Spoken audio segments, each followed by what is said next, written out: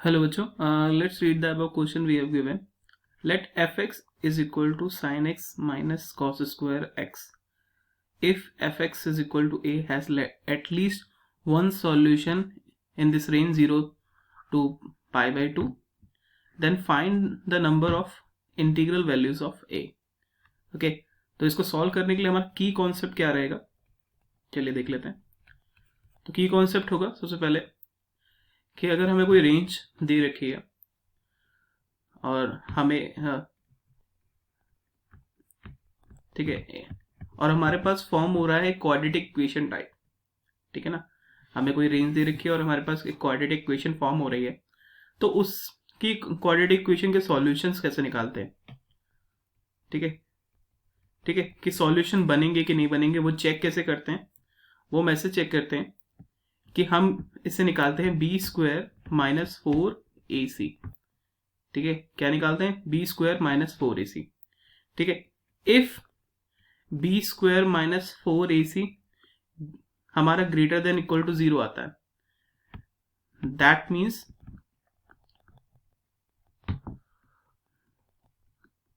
Root are रियल्स. ठीक है ना, अगर हमारे ग्रेटर देन इक्वल टू 0 आता है, इसका मतलब है कि रूट्स हमारे रियल्स हैं. ठीक है, और एग्जिस्ट कर रहे हैं. ठीक है, और अगर क्या नाम है बी स्क्वायर माइनस 4ac हमारा लेस देन 0 आता है, तो इसका मतलब क्या है, रूट्स आर नॉट रियल. ठीक है ना, तो इसी कॉन्सेप्ट को ध्यान में रखते हुए हम इस क्वेश्चन में सॉल्व करेंगे. तो चलिए सॉल्व करते हैं. तो हमारे पास क्या है, हमारे पास एक fx इक्वेशन है. fx is equal to sine x minus cos square x. ठीक है, और हमें बोला गया है कि fx is equal to a कि एटलीस्ट वन सॉल्यूशन बताओ जो कि हमें लाई कर रहे हो 0 से पाई बाय 2 में. ठीक है ना, तो हमारी इक्वेशन क्या होगी, fx is equal to a, that means sine x minus cos square x is equal to a. ठीक है ना, ये हमारी इक्वेशन हो गई. अब हम ट्रिग्नोमेट्री में जानते हैं कि कॉस स्क्वायर एक्स हमारा क्या हो जाता है.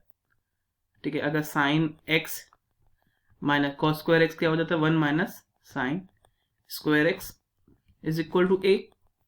ठीक है, अगर इसे हम फर्दर सॉल्व करेंगे तो क्या हो जाएगा, ठीक है, ये हो जाएगा माइनस को 1 और ये हो जाएगा प्लस का sine square x is equal to a. तो इस समय पता क्या चला कि sine square x plus sine x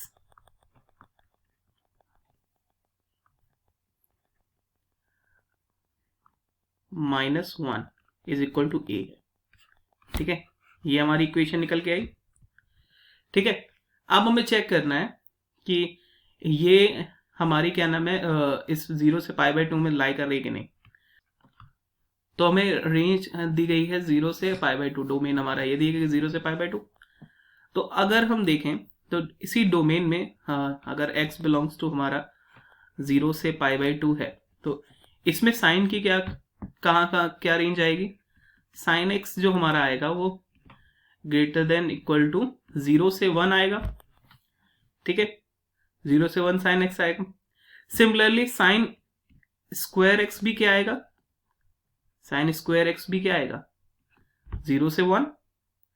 ठीक है, अगर हम दोनों को ऐड करें तो क्या हो जाएगा, sign square x plus sine x, ये हो जाएगा 2. ठीक है, अब हमें ये अपनी इक्वेशन जैसा ही बनाना है, तो हम इसमें माइनस 1 और कर दें, तो 0 इज ग्रेटर देन, सॉरी हम माइनस 1 और करेंगे तो क्या हो जाएगा, 0 minus 1 greater than sign square x plus sine x minus 1 और यहाँ पे 2 माइनस 1. तो ये क्या हो जाएगा, ये हो जाएगा माइनस 1 से, यही हमारा क्या था, a ही तो था, a और यहाँ पे आ जाएगा 1. तो a की हमें रेंज क्या मिल गई, माइनस 1 से 1. ठीक है, तो इससे हमारे इंटीग्रल वैल्यूज क्या है,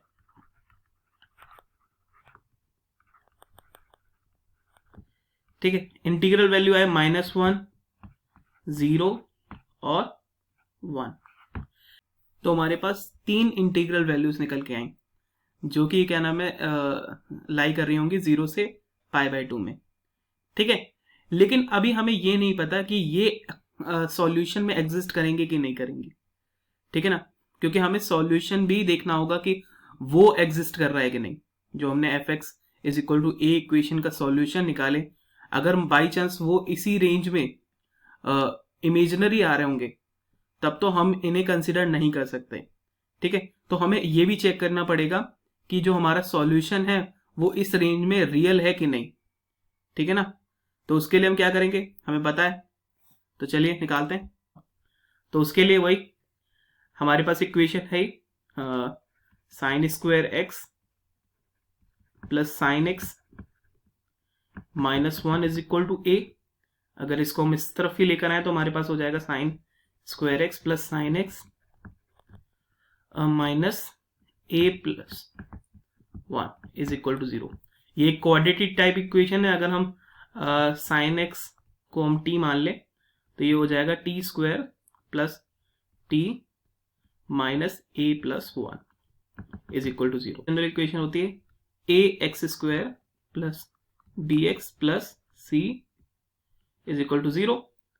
तो कंपेयरिंग करें, अगर हम कंपेयरिंग करेंगे तो हमें पता चलेगा a = 1, b = 1 and c = -a + 1। ठीक है, ये पता चलेगा। और रूट्स को चेक करने के लिए हम क्या करते हैं, for checking roots, checking real roots. Real roots के लिए हमें क्या करना पड़ता है, हमें निकालना पड़ता है b² - 4ca, वही ac और ca। ठीक है, वो क्या होना चाहिए, ग्रेटर देन इक्वल टू 0 होना चाहिए।